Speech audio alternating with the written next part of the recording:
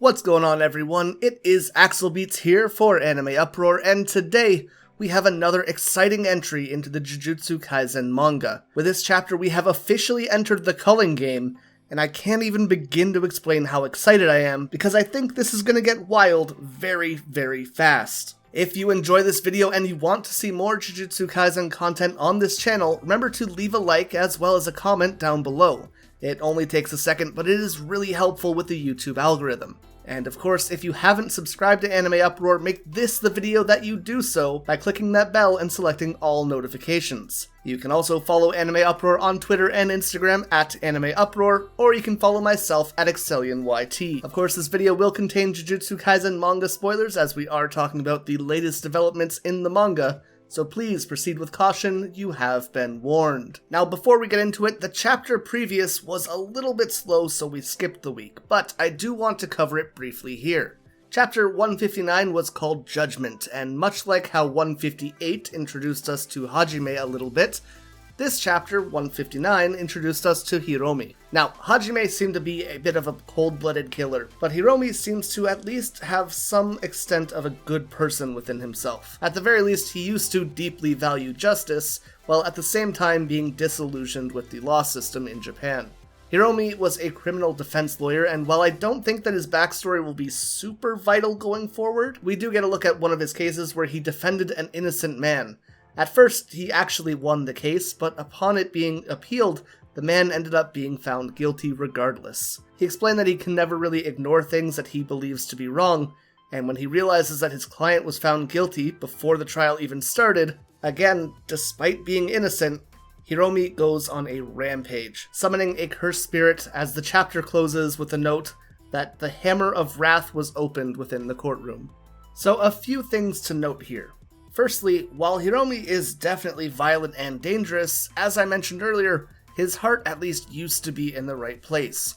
Whether or not he will continue to fight for justice is another matter after realizing the corruption of Japan's legal system, especially in a post-Culling Game world. Honestly, while not much happened in this chapter, it really connected with me as well, as the town this story takes place in is actually the one that I lived in when I was in Japan. And while I was there, I always heard stories from people about how I needed to be extra careful about where I was and when. Not because the city was particularly dangerous, because it absolutely wasn't. However, Japan's legal system has something like a 99% conviction rating. The reason their crime stats are always so low is because whoever is suspected of a crime tends to be found guilty of that crime, regardless of the reality of the situation. So I can definitely understand being uncomfortable with that situation pretty well, but I can't even begin to imagine how frustrating it would be for a criminal defense lawyer who feels a strong need to do the right thing. I can totally understand how someone in that position might snap in the way that Hiromi does. On to the current chapter though, that being chapter 160 entitled Colony. We open up with a chilling image of Kenjaku, the cursed spirit inhabiting Suguru Geto's body, looking down on a woman and apologizing from within an entirely dark realm. The woman is actually Yuji's friend Sasaki from the occult club way back at the start of the series, and I kinda love that she's back. I don't particularly think that the series was lacking for not having her in it, but I always did find it a little bit weird that we were introduced to Yuji's friends only for them to vanish almost immediately and never matter again.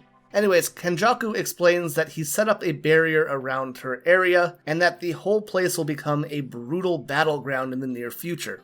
Apparently he chose this area because it was close to an old execution ground, and I'm kinda wondering if this was where Sukuna was killed, or maybe even where the original Kenjaku was killed. That said, the barrier seems to be very difficult for him to put up, so he can't place conditions himself. Anyone within the barrier will get one chance to leave, and I'm assuming that by having this restriction, the barrier will actually be made much stronger than it would be otherwise. Similar to how saying a barrier is only working for Gojo would make it stronger against Gojo specifically. I am more than sure that if Kenjaku had it his way, he would have wanted to keep all of the non-sorcerers within it to die, but it seems like he can't quite do that. So, instead he simply offers Sasaki the opportunity to be outside of the barrier when she wakes up, and obviously she chooses to get the hell out of there. But as Kenjaku leads her out of the dark dream realm, we see massive curses in the background, and what might be one of the most interesting lines of the entire chapter as he thanks her for getting along with his son. Now, if you remember from chapter 143, we saw that Yuji's mom was also inhabited by Kenjaku. This is crazy to me. Like, I am dying to see what this is all about. When did he take her over? How does being the child of a curse affect Yuji? How is it affecting Sukuna? And finally, with this new addition of information, why does Kenjaku still seem to care about Yuji, at least enough to thank Sasaki for being his friend? It is always interesting when the big bad is a protagonist's parent, but I don't think I've ever seen it where the big bad in those situations is one that can constantly switch bodies. The closest thing I can really think of is the 2003 version of Full Metal Alchemist, where Hohenheim sort of did the same thing, but he wasn't really the big bad in that story, he just kind of was very much tied to the big bad. Either way, it makes for a great plot point. Sasaki wakes up outside of the barrier with the other member of the occult club, and it seems like everyone here had the same experience, but the only one that Kenjaku thanked was her, which understandably leaves her pretty confused. From here we cut to the main group, and they are looking for Angel in the list of players. However, she doesn't seem to be using her real name. Angel, for those who don't remember, is the woman who's supposed to be able to free Gojo, but the only hint that they really have to go off is that she's in Colony 2, and they will know her when they see her. And that's not a whole lot to work with. However, they really can't just wait for things to sort themselves out. The time has come where they have to join the game. And the plan is that Yuji and Megumi will go to Colony 1, while Panda and Hikari will go to Colony 2. Meanwhile, Hirata will stay on the outskirts, acting as communication. Hikari wants to go to Colony 2 because that's where Hajime is supposed to be, and the strongest person should probably go deal with the strongest opponent. I think Yuji and Hiromi should be able to get along if they meet. Both of them have a pretty strong sense of right and wrong, but I'm wondering if Hiromi is just a little bit too far gone at this point to actually work with anyone. On the other hand, with how quick to violence Hikari is and how itching Hajime is for a fight, I don't think that that's going to go quite as smoothly as they might hope. And yeah, I'm sure that Hikari is very, very strong, but will he be able to deal with a man literally in the process of hunting down Sukuna? I'm not sure about that one, honestly. With that said though, we finally see our lads approaching the barriers and officially declaring that they are going to enter the colonies. And with that declaration of determination, the chapter comes to a close as the narrator says that it is time to cross into the depths of Hades itself, and the Culling Game begins. This arc is going to be crazy. I'm expecting so many insane battles, I have so many massive questions that I need the answers to, like the issue of Kenjaku and Yuji, who this angel girl is and how she will help Gojo, how our lads are going to deal with the murderous Hajime and Hiromi, and now that Sukuna is in a different colony, what will ultimately lead him into contact with Hajime? So many huge things are coming this way and I cannot wait. But let me know your own thoughts in the comments down below. Like I said, I am super stoked for this arc, but what do you think? Now that the Culling Game is starting, what do you think is going to happen, and what do you want to see happen?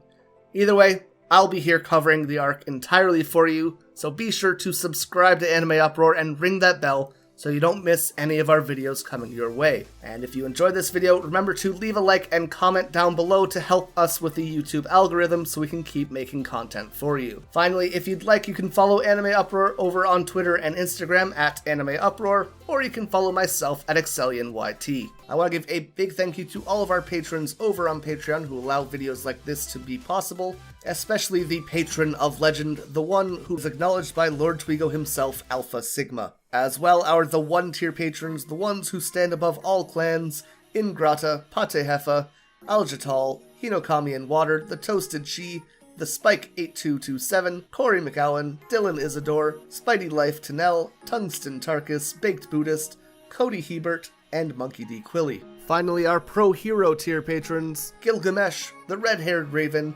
Anel Cruz, Rathwin De Ora, Very Gucci, Alicia Octor, Bonnie Parks, Joanne Garcia, Ted No Ted, Fatboy Games, and Soulrise Slice and Dice. If you enjoy our work, or maybe think we just offer a little bit of extra enjoyment in your day-to-day life, please consider going to patreon.com/AnimeUproar and supporting the channel. For as little as $1, you will get your name featured in future videos, as well as have access to our exclusive patron-only Discord. You can also join the YouTube channel by clicking that blue join button next to the subscribe option, but whichever way you support us, you will get these same great benefits. Thank you guys so much for watching, and until next time, stay excellent.